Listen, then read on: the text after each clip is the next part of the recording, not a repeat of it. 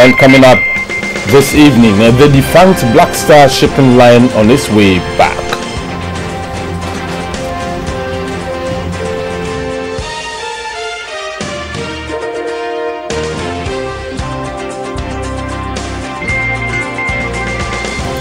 Filing of presidential and parliamentary nominations ends.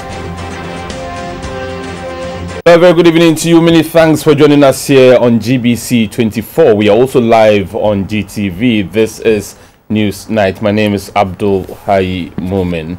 I am Shirley Annan. In our very first story, President John Mahama says the government will restore the Black Star shipping line. Speaking at the first anniversary of the national single window by the Customs Division of the Ghana Revenue Authority, President Mahama said government has built the needed infrastructure that will pave the way for the introduction of the national shipping line. The Black Star shipping line was the national shipping line from independence but collapsed in the 1990s. The national single window started operations in 2015. It replaced the then Destination Inspection Company's DICs. The single window project has made some impressive gains by reducing import clearance procedures at the Tema Port and the Kotoka International Airport. What used to take 2 weeks to do at both ports now takes just 2 hours. Aside from optimal use of time, the new project has also led to a surge in revenue from the country's entry points. 1 year into its operations, managers of the project say the national single window has been a success. There were statements to this effect by the Commissioner General of the Ghana Revenue Authority, GRA, Mr. George Blankson, and the President of the Association of Ghana Industries, AGI, James Asarie J. The pre-arrival assessment reporting system, introduced as a new tool for valuation, classification, and risk management with assistance from our technical partners, Westbrook Consulting, provides for processing declarations even before the arrival of goods, saving time and resources for the importer. A key part of our expectation on the single window was to help reduce under-invoicing and under-declaration by importers and its associated unfair trade practices, which seriously affect the competitiveness of local industries.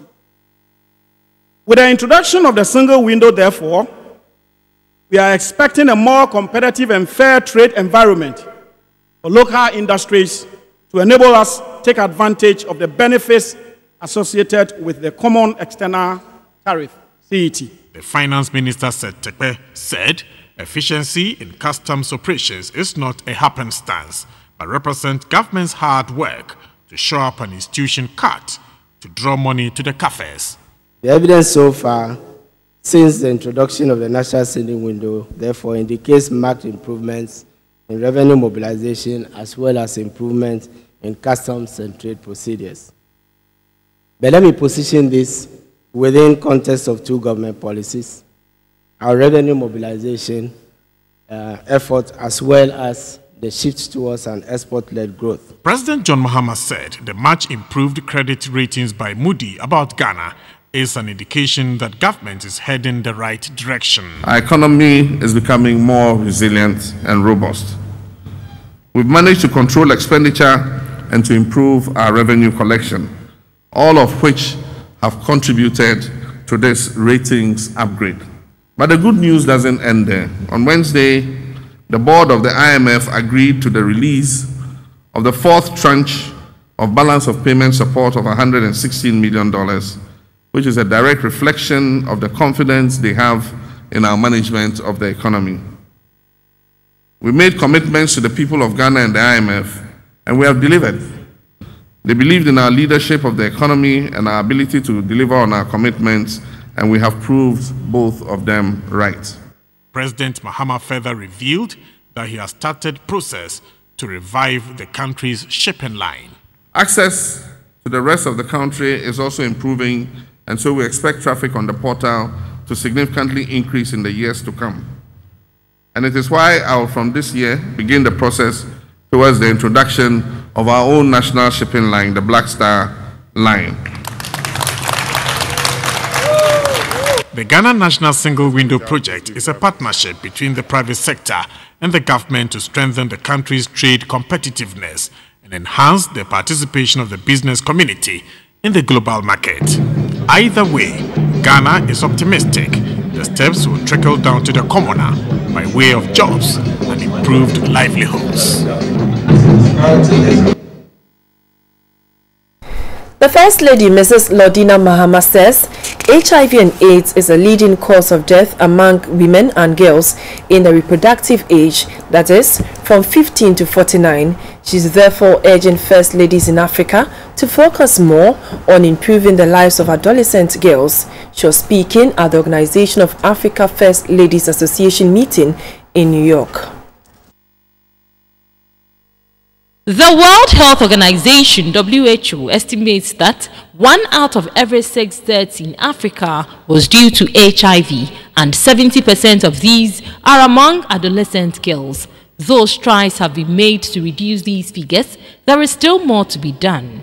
To this end, the Organization of Africa First Ladies, OFLA, is collaborating with development partners to wage a decisive war against the pandemic. Already, OFLA has been a strong voice of advocacy on issues relating to maternal and child health and the empowerment of women at all levels, global, regional, and community. The UN meeting sought to advance the cause as it reflected the challenges and the strategies to improve on adolescent reproductive health. The First Lady, Mrs. Lordina Mahama, who is also the president of OFLA, urged colleague First Ladies to work towards a common objective. She said continued support for adolescent girls is key to achieving many of the targets of the Sustainable Development Goals, GSDs. OAFLA recognizes that many of its member countries have large populations of young people. We believe, therefore, that the year of focus on this population group has provided a much-needed boost. We must never underestimate our roles, even as adolescents innovate, conceptualize, plan, and lead the transformation for their own health and development. Then we would be making headway towards achieving the Sustainable Development Goals in 2030. For a part, the First Lady of Sierra Leone, Mrs. Sia Korama, appealed to donors for more support to enable OFLA to effectively carry out its advocacy work. She said, OFLA's continuous advocacy on HIV/AIDS has ensured that the disease remained a priority. This year's Organization of Africa First Ladies Association OFLA meeting was under the theme Improving the Sexual and Reproductive Health of Adolescent Girls, the Role of First Ladies. The event was on the sidelines of the just-ended 71st United Nations General Assembly meeting in New York, USA. It brought together First Ladies from across the world, including development and donor partners, ministers of state, technical advisors, representatives of civil society organizations, and youth ambassadors. And back home, the works of 21 artists using different visual art forms to address issues on open defecation in the country are on display at Alliance Française in Accra. The exhibition is a collaboration between UNICEF and the Ministry of Local Government and Rural Development. It is providing an opportunity to artists to show their work is not only for decoration but also to stimulate critical thinking. A 2014 demographic health survey indicated that over 5 million Ghanaians defecate in the open. In 2015, WHO's Global Health Observatory data also reported that 3,600 children under 5 years die annually in Ghana from diarrhea. Open defecation, a practice where people defecate in open places, bushes and water bodies other than toilets, contributes immensely to this phenomenon. To help minimize the practice, UNICEF, in collaboration with the Ministry of Local Government and Rural Development and the Alliance Française, have teamed up to showcase how visual arts can make a difference in highlighting social and public health issues. All the works exhibited called for a change in attitude as the best way to fight the canker of open defecation. Even the cat knows that when it's about to shit, it digs, and after shitting, it covers. So looking at it, this is the stage at which it's digging, and this is the easing stage, and this one is covering it. So it also shows and enlightens us that even if the cat can cover its shit, how much more we humans. Open defecation is not only done on the floor or on the roads, that we use these polythene bags as a pot. Just after doing that, we wrap it up and then we throw it away, not knowing where this might end up. And then all these things end up coming back to us, giving us diseases, all sort of things. The exhibition will continue for the next 2 weeks at the Alliance Française in Accra. Also in November, the artists will accompany their works on tour of some 3 communities where open defecation is high. It is hoped that the works will spark dialogues among community members for change. The submission of presidential and parliamentary nomination forms has ended. 8 political parties on Friday filed their presidential nomination forms to contest the December polls.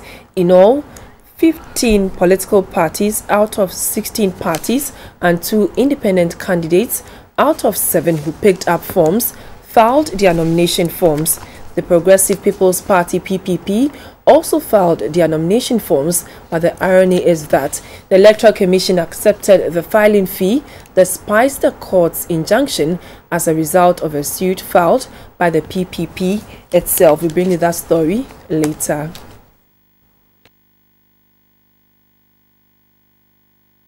Now, the presidential candidate of the Progressive People's Party, Dr. Vakwesi Indum, says his party holds the key to unlocking the fortunes of the country in all sectors, especially agriculture and employment. He said if voted into power, the PPP will roll out well-structured interventions that will strengthen the economy. Dr. Indum made the statement at the start of his 4-day campaign tour of the Bunalfu region.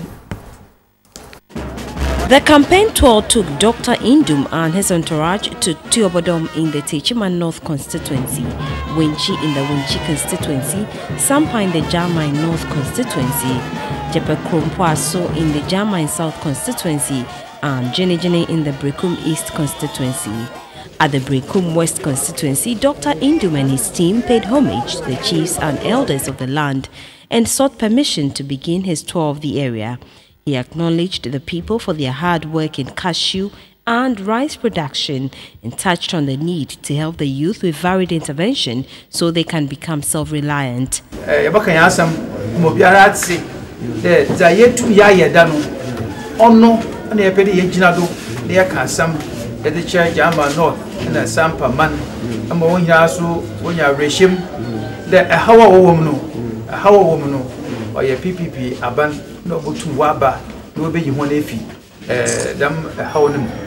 The Adontenhene of Sampa traditional area, Nanakwa Jomasa, lauded Dr. Indum for his immense contribution to youth empowerment through job creation. While wishing him well, the chief appealed to Dr. Indum to extend his business to the area and roll out more lucrative ventures to shore up economic activities. From the palace, Dr. Indum addressed party faithful and sympathizers at a mini rally. Dr. Indum touched on the need for change in government. He promised to revamp the agricultural sector.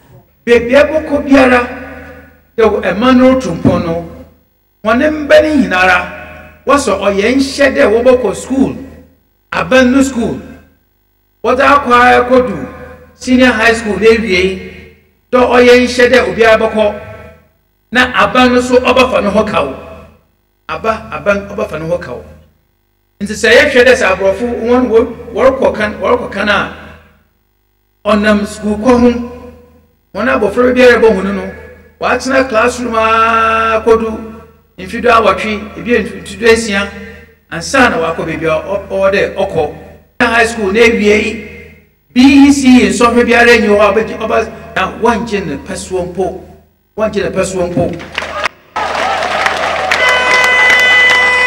He introduced the aspiring parliamentary candidate for the area, Mr. Joseph Nsua, to the gathering. At Drobo in the German South constituency, Dr. Indum stopped at the chief's palace.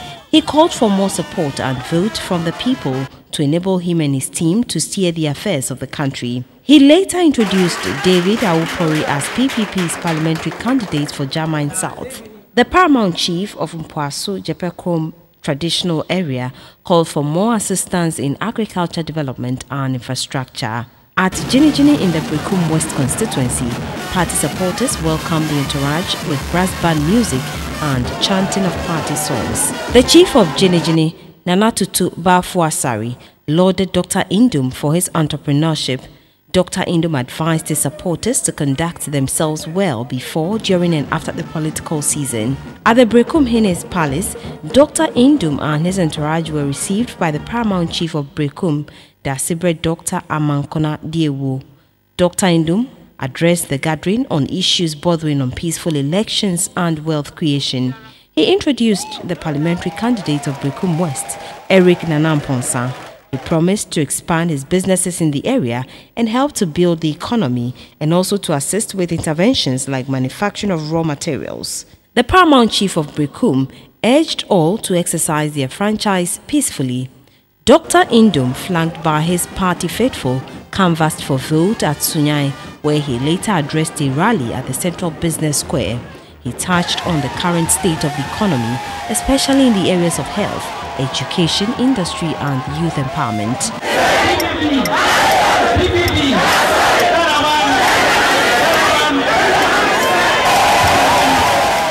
The parliamentary candidate for Sunyai East, Vivian Kevian Kaki Tete, said she will ensure that her constituency gets its fair share of development. That was the resounding call heard from the far reaches of the northern region when His Excellency John Dramani Mahama took the first phase of his 2016 campaign drive to his home region, where he was received with the Heroes Welcome. The tour took the president to communities like Gushegu, Salaga, Bandai, Bembela, Wolensi, Yendi, Gushegu, Zabzugu, Tatale, Mion, Nanton, and Triponi. He was followed by huge masses of supporters and sympathizers draped in the red, white, black and green NDC colors, painting the streets with the colors of victory.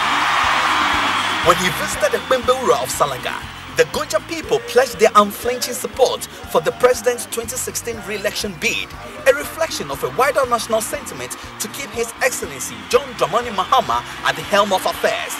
JM Twaso.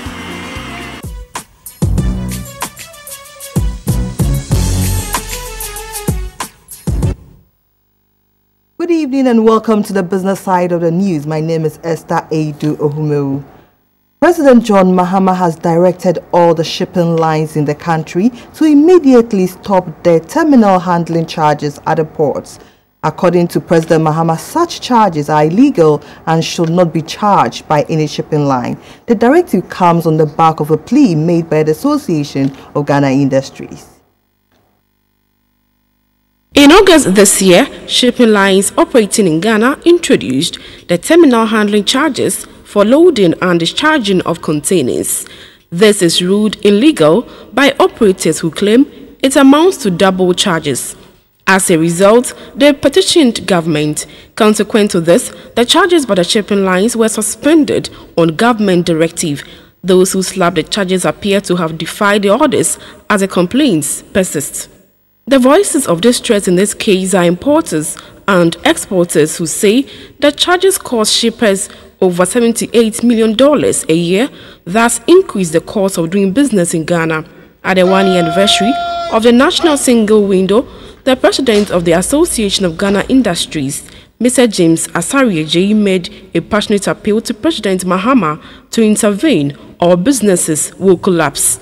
In our estimation, the terminal handling charges on shippers will amount to $78 million being siphoned out of the country each year at the expense of local companies.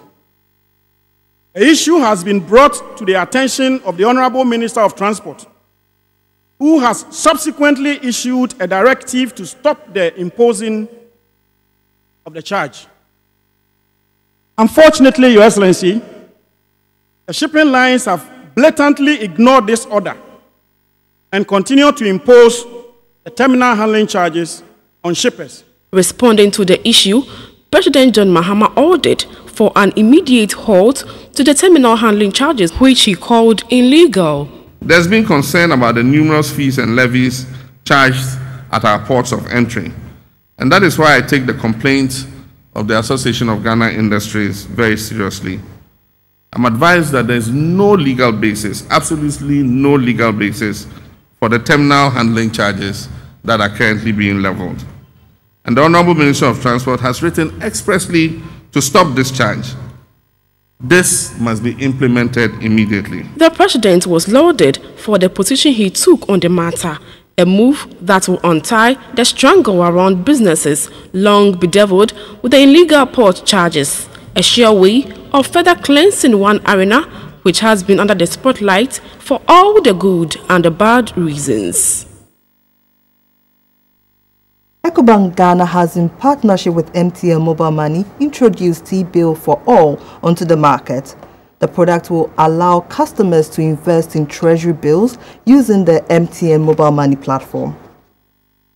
Ecobank Ghana is a Pan-African bank and the leading independent regional banking group in West and Central Africa. It has subsidiaries in Eastern and Southern Africa. Ecobank has more than 1,200 branches with millions of customers subscribing to its numerous services. To increase savings and investment culture among Ghanaians, Ecobank Ghana has launched the T-Bill for All onto the market. It enables individuals to use their phones to invest in the government of Ghana treasury bills anytime with a minimum of 5 Ghana cedis. The new product is the brainchild of Ecobank Ghana in partnership with the telephony company MTN Ghana. It would allow subscribers to have total control of their transactions. I assure you that this service, which is the first of its kind in the sub-region and developed in partnership with MTN, will ensure that we continue to remain relevant to all the communities we serve, including the underbanked and the underserved portions of our society. The Ecobank T-Bill for All has a limited wallet size of 2,000 cedis a day.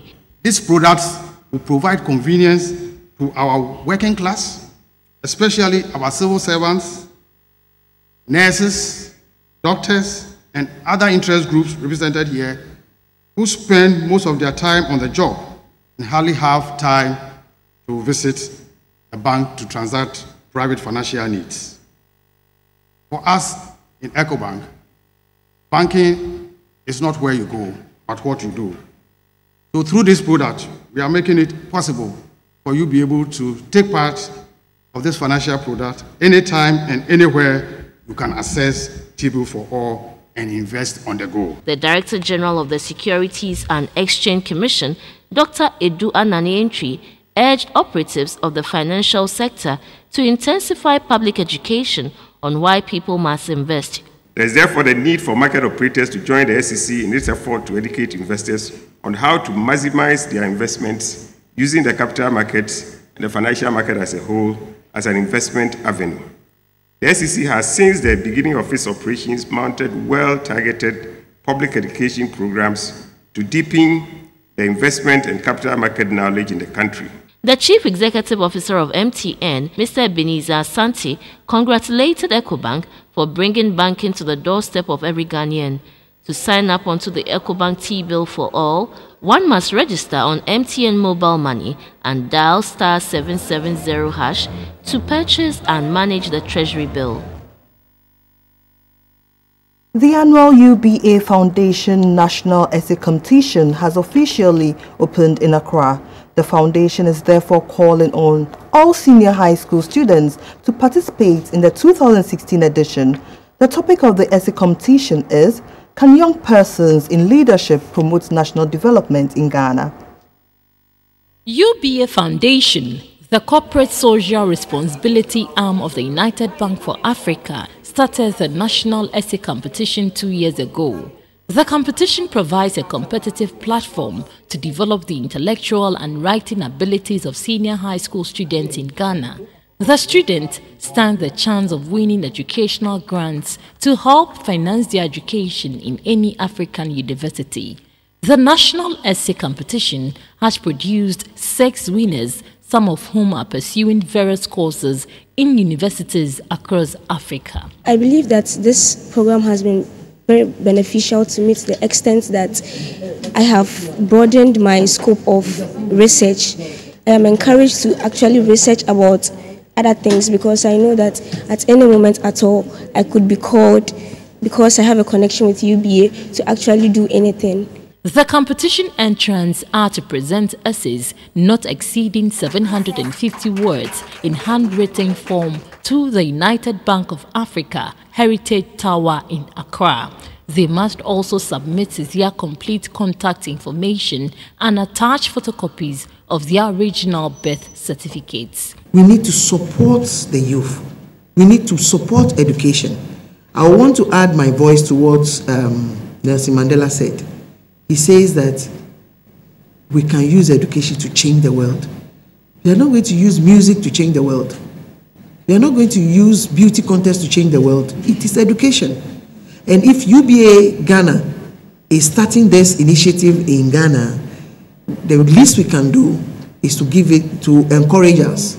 The Chief Executive for UBA Foundation, Madame Ijeoma Aso, said the only way to effect a change is through education. The Ministry of Education should help us put this out there and make more people or more students send in entries. It's a very laudable initiative, which I feel that everybody should support. Entries close on Friday, 11th November 2016.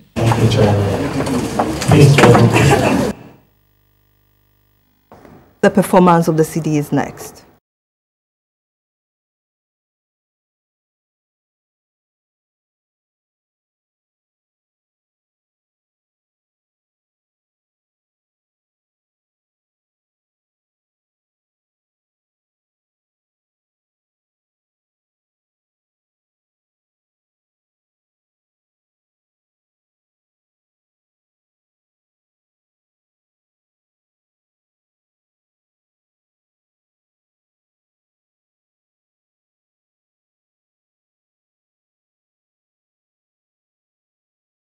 And now to the international market for the commodity results.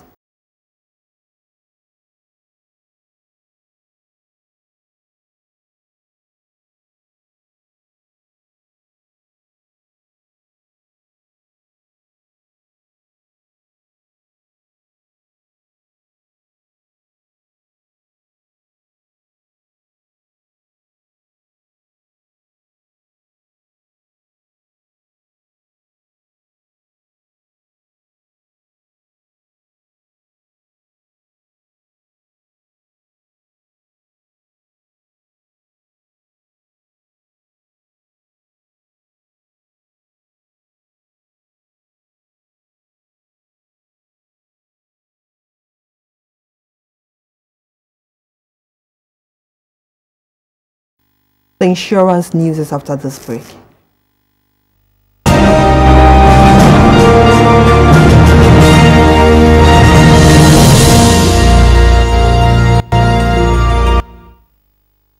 A Deputy Minister for Finance, Mona Korte, has called on insurance experts and brokerage companies to complement the efforts of the National Communication Authority to deepen insurance penetration in the country. I believe that the role of insurers, reinsurers, and brokerage companies in complementing the efforts of the regulator in our quest to deepen insurance penetration and insurance density in Ghana cannot be overemphasized. It is common knowledge that there is a lot of mistrust in the minds of the public about insurance. Some of this may be due to lack of adequate knowledge about the technicalities of insurance, as mentioned by the outgoing president. But I believe that some of the mistrust may also be due to our own actions and inactions as practitioners. That was business. Thanks for watching.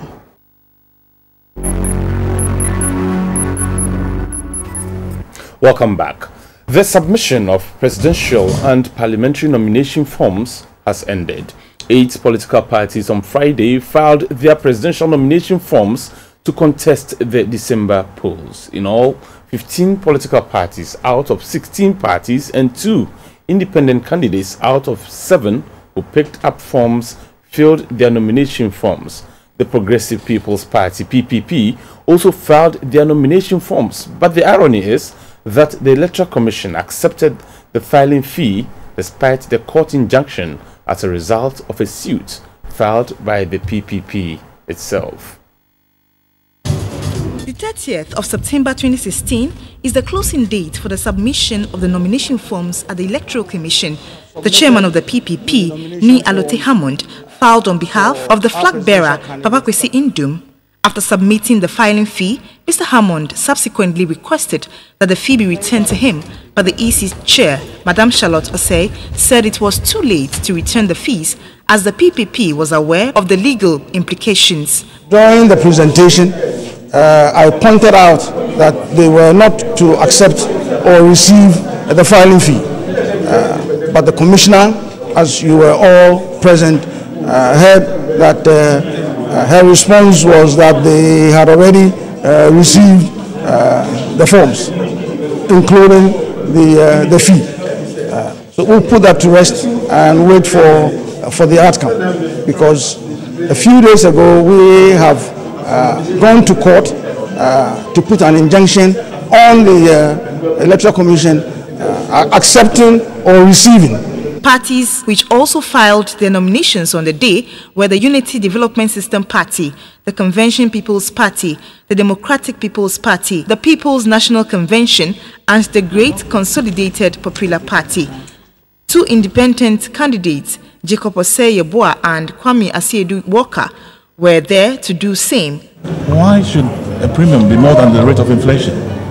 Why should it be 500%? Why should it be 1,000%? I want all of you one day, if you want to be president, you should be able to be president. If you want to be parliamentarians, you should be. Why should we be the privileged few who have the money to have the chance to be president and parliamentarians? Because we continue on that route and we shut people out, we ostracize them from going to politics, they'll take the law into their own hands, and that is when we'll have the Ghanaian strength. Madam Charlotte Osei is the chair of the Electoral Commission. In the past 2 days, 15 parties and 2 independent candidates have submitted their forms. Now, the submission of forms does not mean that their nominations have been accepted. The Commission has gone through the process of receiving the forms. We will now vet the forms to make sure that they are in compliance with the legal requirements. In all, 15 political parties have filed their nomination forms and 2 independent candidates. For GBC24, Yaira Lawe reporting.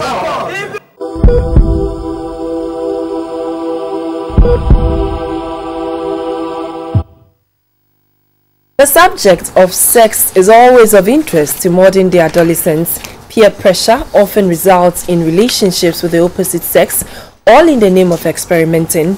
When this goes too far, resulting in unplanned pregnancy, the teen couple often decide to terminate the fetus.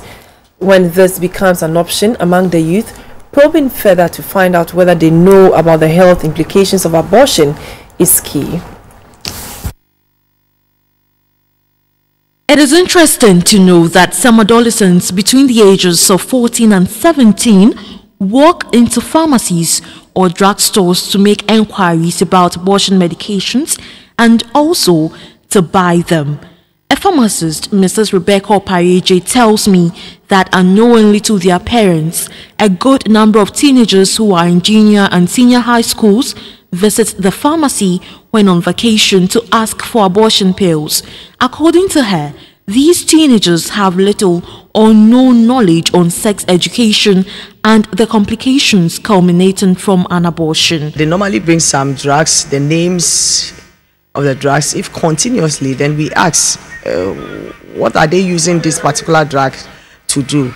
Then later 1 or 2 or 3 people will come out and just mention that they are going to use it to do abortion.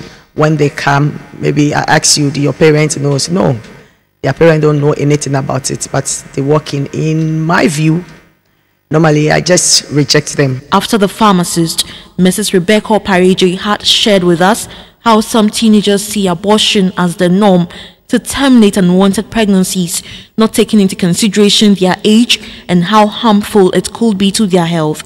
The news team were on the streets to broach the issue of abortion among teens. I saw a friend, a classmate, let me put it that way, she's not my friend. That's why she was grown, like she was 17, but she was in Form 3. I saw it. It was closing. I didn't know what she used, but it was closing, and I was the only person left in the school because I had to do something for a teacher. So whilst I was going home, I saw her with other 3 friends. So when they saw me coming, they just, I don't know whether they got her or what, they just stood at the back of her. And I saw her dress filled with blood. They knew I saw it. So one of them one day told me that she's afraid I'll tell. So she told me the truth. So there are some herbal medicines. They are saying pregnant women shouldn't take it. So when they want to abort, they rather take it. I do know of a girl in my community who had an abortion. And I think the reason why she had abortion because of the pressure from her parents, the pressure from the male, and then the society. She went to someone who isn't a professional because she was having this kind of, 16 years, I think. Yes. In an interview with a security man and a parent, Mr. Mohammed Yaya Dramani, he said education about abortion is a difficult issue for most parents since it seems to be a taboo subject, and so they choose to remain silent on it. However, Mrs. Rebecca Pareje says parents should talk to their wards about adolescent health issues because teenagers are naturally curious and are practicing all sorts of things which could permanently harm them. Most of the time, they don't know the implication behind the pregnancy, abortion itself. We have to educate them, bring them back on board that when you do abortion leads to so many series of problems. You can get kidney problem, your womb can be damaged. We give them so many the implications before they realize, hey, what they're about to do is dangerous. It's better I give birth than for me to abort this baby. The practice of abortion among some Ghanaian adolescents is real, so health experts are cautioning the youth to repress all forms of sexual behaviors and, most importantly, abstain from sex. We have more news coming up. Please stay with us.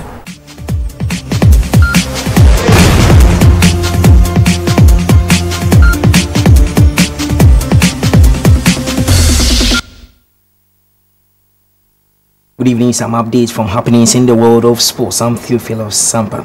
The Ministry of Youth and Sports has promised a special package for the national volleyball team, the Black Spikers. The Spikers won gold at the Confederation of Africa Volleyball Zone 3 Cup of Nations held in Ouagadougou, Burkina Faso.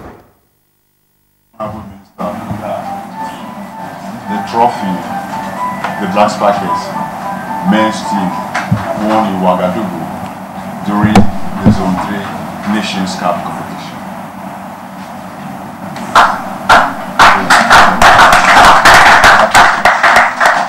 These are members of the senior national men and women's volleyball team, the Black Spikers. They are winners of this year's Confederation of Africa Volleyball Zone 3 Africa Cup of Nations. The Black Spikers were unbeaten in the tournament staged in Burkina Faso's capital, Ouagadougou. The feat has pushed them on the African ranking table to 7th. The delegation has paid a courtesy call on the Youth and Sports Minister, Nilante Van der Poel. The president of the Ghana Volleyball Association, Mr. Paulacho, was grateful for the sacrifices made by the players despite no financial support. The players, as you saw them, travel 24 hours on the bus to Burkina Faso and back. And this has been footed, solely by the federation.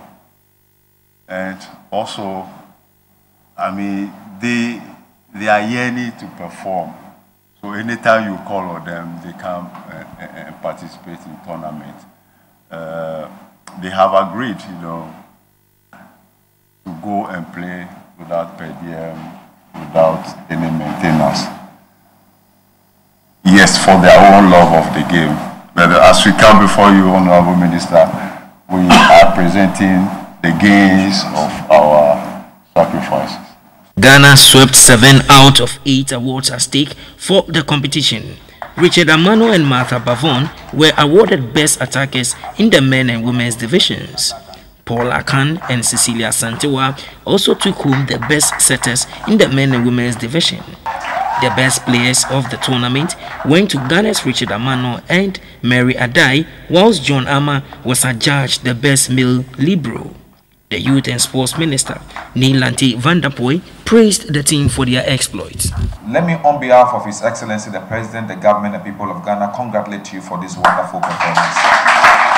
What we have achieved today is immense, and as you prepare towards your next tournament, we need to appreciate what we have achieved today in order for you to be motivated for the next event. I'm going to confer with my directors. We'll go into our kitty and see, even if there are crumbs, we shall put the crumbs together and give it to you. The Black Spikers began their journey to victory by beating Niger, Benin, and the host nation, Burkina Faso. The manager of Joseph Agbeko says Ghanaians should expect nothing but the best from King Kong.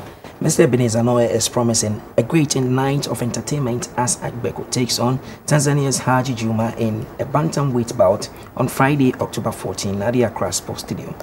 And that's it for News Hour. We'll be back here with more news at 10:30. Please